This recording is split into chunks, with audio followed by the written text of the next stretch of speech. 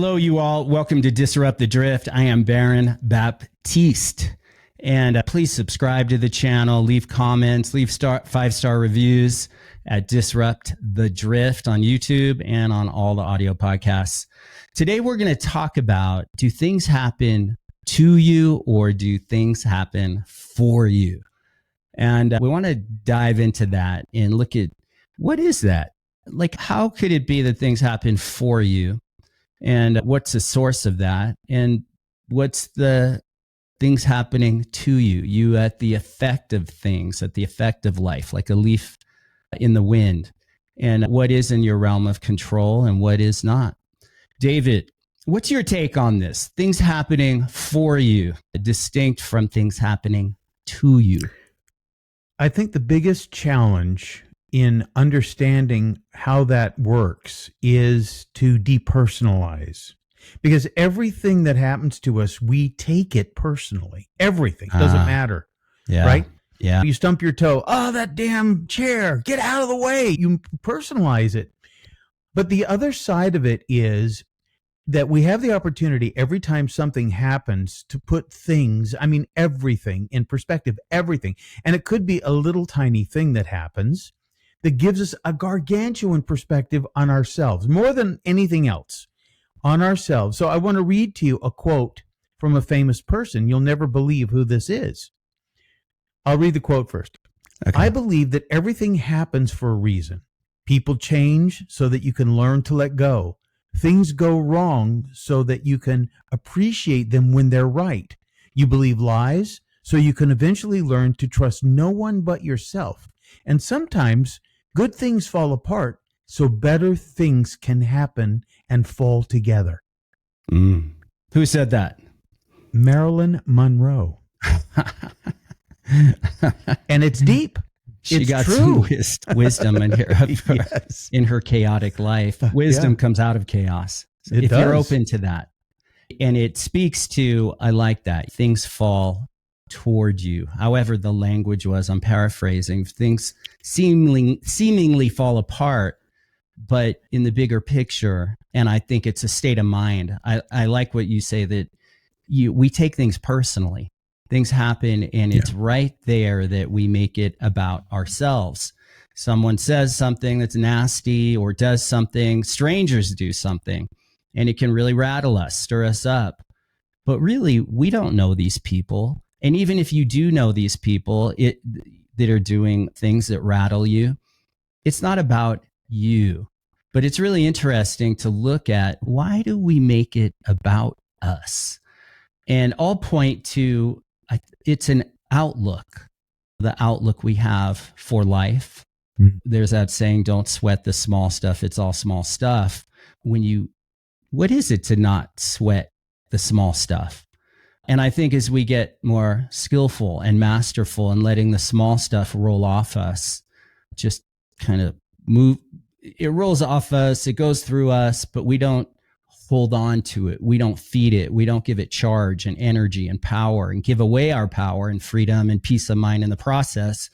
It's, there's something about when you can handle small things well, then when the bigger things happen, you've developed that muscle memory or that way of being, whatever you want to call it.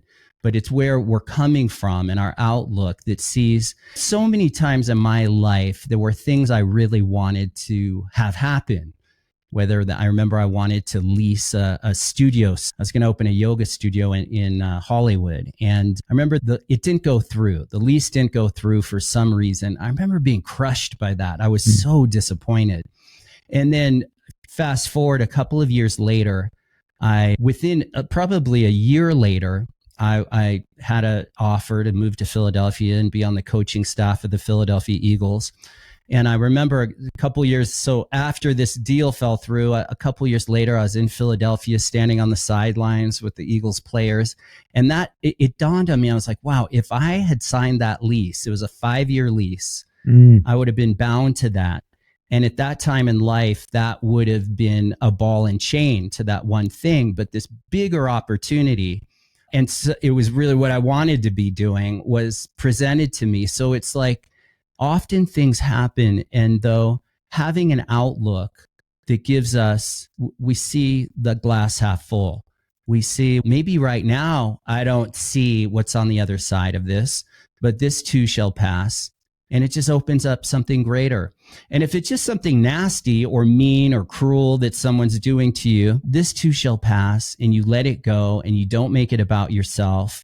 And you develop that muscle called letting go in the moment, forgiving in the moment, letting go, and trusting that there's something bigger on the other side, something greater, even if it's just developing your own muscle of freedom and letting nothing steal your peace of mind.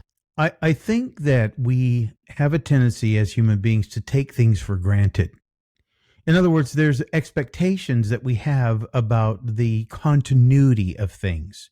And then when things are interrupted for whatever reason, then we begin to personalize the relationship with the interruption, and the interruption begins to dominate us. And so I think it goes back to a bigger question about the relationship that you have with this life that you're in. And the question goes to, what do you believe in? Now, if you believe in you and more than anything that's possible, then when you fail, then you feel crushed. And because you are at the core of why things are happening, you're at the cause and effect of everything. But if you believe in something greater than you, then you have a different perspective that you can acquire about it. And I'll read you another piece of great wisdom from somebody you will not believe, and I'll just read it first. It says, I personally believe in some sort of divine order or energy. I do believe that everything happens for a reason. I do think that when something bad happens to someone, it's with the purpose of awakening them. And I do think there is some force behind that. I don't think that there are accidents. Who do you think said that? I have no idea. This will blow your mind. Who? Gwyneth Paltrow. Ah, I know Gwyneth. I've met her several times. Yeah. Pretty deep. Yeah. Pretty cool. The purpose there's a bigger purpose that something can come out, that can come out of bad things that happen. Again, that points to a certain outlook in life. When things happen, you used the word dominate earlier. When we give in to reactivity, then that we're dominated by that reactivity. And not only are we dominated by that, but now it puts out into the stratosphere and with others, this drama energy, this reactive energy, and then people start reacting back. And now you're in this battlefield of reactivity, not only in yourself being dominated by it, but now those relationships are being dominated by this reactivity. And then energy is just being bleeded out. You're bleeding out energy. You are at a loss of power and freedom. And I think that's the other place to look. It's when people do things to us, but then how are we reacting? Or when someone does something, and maybe they did something, they didn't even realize they were doing it. It wasn't intentional, but they did something that was upsetting, and then you react. How much of it is coming from you? And I think that's the question I have right here is how much of this reactivity, and when you're being dominated by stress and stressful situations, are you at the source of? Because it's easy to just find fault and blame and out there with people and being the victim. But how much say do you have in the matter of how you respond to life, how you relate to life, how you relate to others? And I say we have 100% say. We don't have power over what others do. We can't control what others do, but we can certainly control our response, our reaction to things. And I think that comes down to being also responsible for one's life, being responsible for your own energy. Are you bleeding out energy, or are you mobilizing energy? Are you moving, breathing, having your being from the center, your center? Or are you off center, off kilter, and feeding that part of yourself, that identity that thrives off of drama and reactivity? Because reactivity and anger and righteousness are very strong activators of hormones and chemistry. And now you're activating your whole system, and then all the emotions that come out of it. And you're living in this story that is only bleeding out more energy. It's really a place to look. Like, we have to look, like, how much power do you actually have over your own response to life? Yeah. Let's talk about this concept that some people have about predetermination.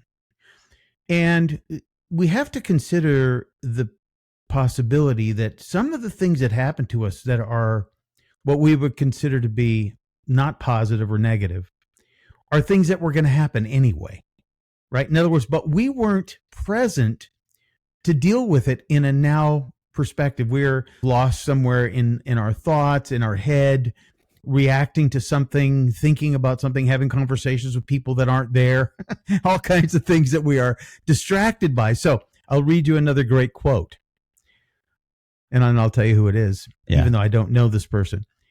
It is often said that everything happens for a reason, but you must embrace the perspective that it's never a reason that is predetermined or out of your control.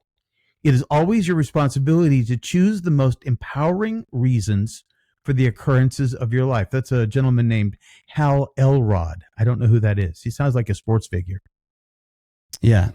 Yeah, interesting. So this idea that everything happens for a reason. What if something, there's no real reason or rhyme to why things happen sometimes, but I think that we can give it a reason, meaning it's an opportunity. So the reason here is, okay, here is the opportunity for me to strengthen my own ways of being in life.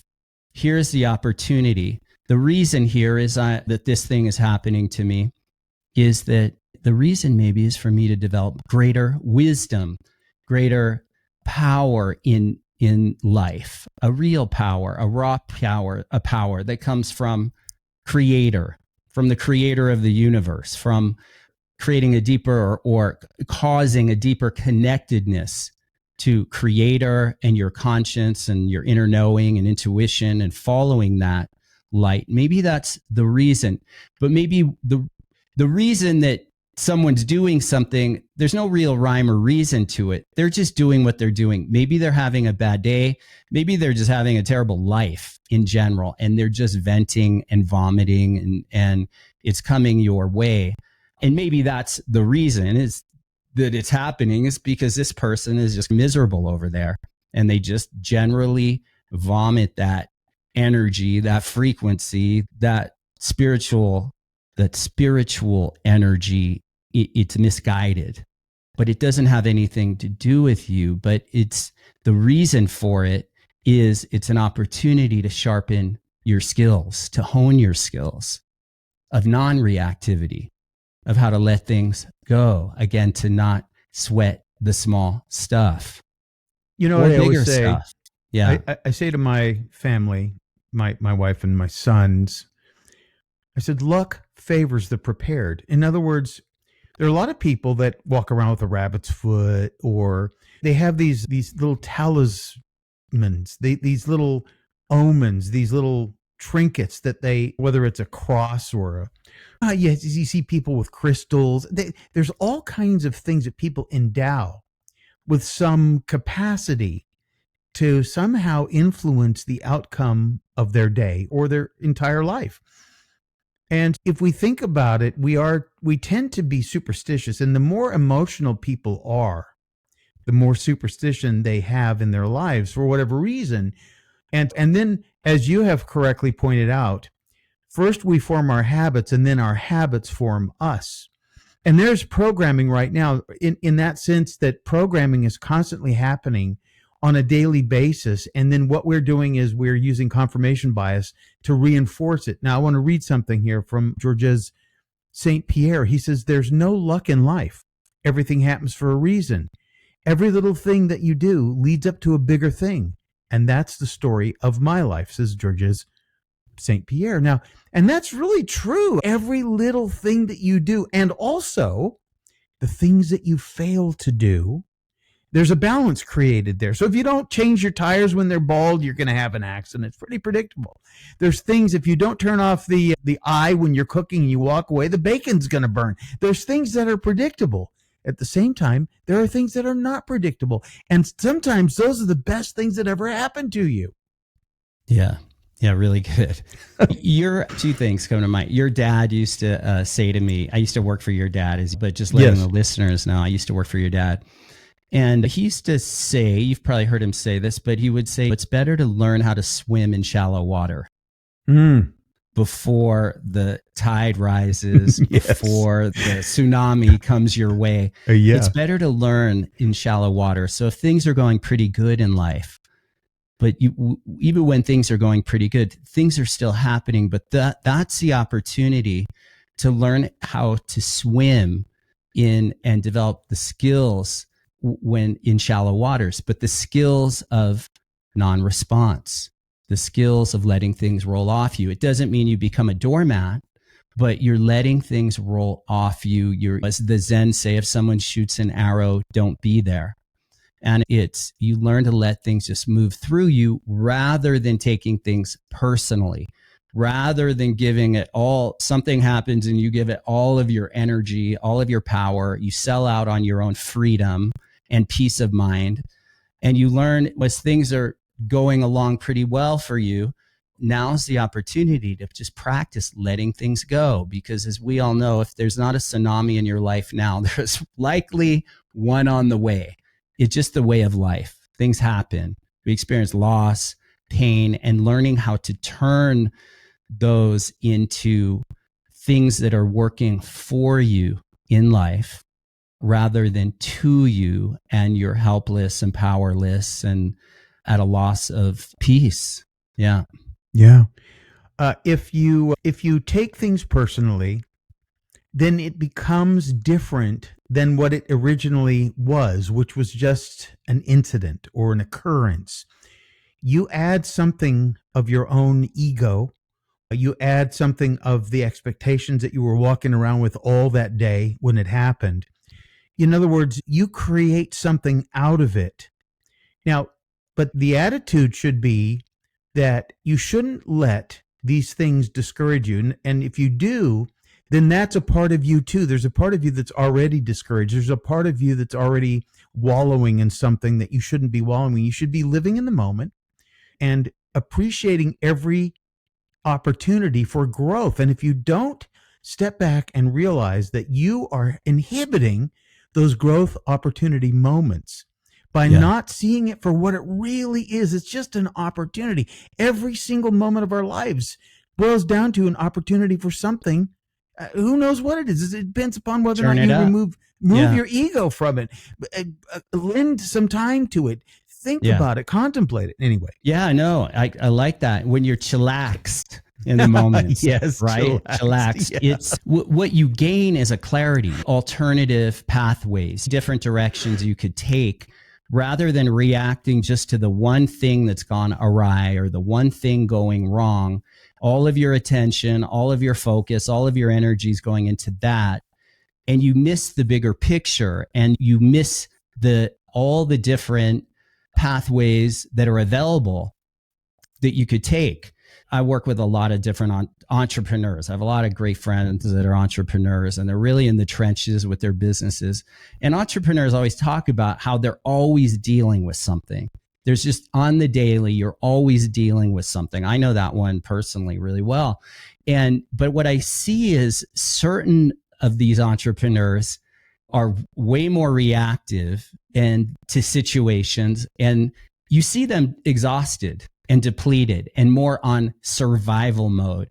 And then you see these other entrepreneurs are really growing and scaling and doing things in their business that's really inspiring and admirable, but that they have a way of just being in flow with things. Things are happening. They're dealing with HR crisis. They're dealing with whether it's employees, staff, or just things not going exactly the way as planned. Then they have a way of just navigating through things and shifting, pivoting, making decisions in the moment, but because they can see other directions to take things, other directions to go, or what needs to be handled. And it allows for momentum, and it allows for flow, and it allows for growth and expansion. But when you are in this reactivity, and as an entrepreneur or an employee or an employer, whatever the situation, you lose the big picture. You start losing your own health. You start losing your own well-being. You start having a culture of people around you that are also reactive. And now you've got this reactive culture, and it's the air you breathe. But there's a lot of power when you really start taking a hard look at yourself and where you're coming from, because it's not only impacting you, it's impacting what you're up to and what you're wanting to do in life, and it's impacting the people around you. Yeah. So this is a good, go ahead. Last comment. Yeah, just last we'll thought. Wrap up right around here. This is a good way to end this is, here's a person named Trista Sutter. She says, I consciously focus on my blessings and remember what has gotten me through my past struggles, my faith, and the belief that everything happens for a reason. So it goes back to, who do you believe in, or what do you believe in? If your life isn't going in a better trajectory than you thought it would, change what you believe in. Yeah. Very good. And of course, I have my book. Yes. The present. Live in the now. Receive the gift. Live in the now. Yes. Yeah, really good. Yeah. At my website, escapeyourmindsprison.com. Okay, good. And you all get present in your life. Get present. Bring your mind down into your body. Just press pause, stop when you're getting reactive. You see your emotional feathers getting ruffled. Press pause, find your feet, get present, let your mind drop down into your body and fall awake and wake up as a moment-to-moment practice. All right, you all. Yeah, and check me out, baronbaptiste.com. I've got a monthly membership, Momentum Nation. I've got meditations, yoga practices, and just lessons on life and leadership, leading your own life. Leading others begins with you. Lead self first. And please subscribe, leave comments. And until next time, keep disrupting the drift in your own mind and in life, and open up to what is for you. Life happening for you, not to you. And peace be with you.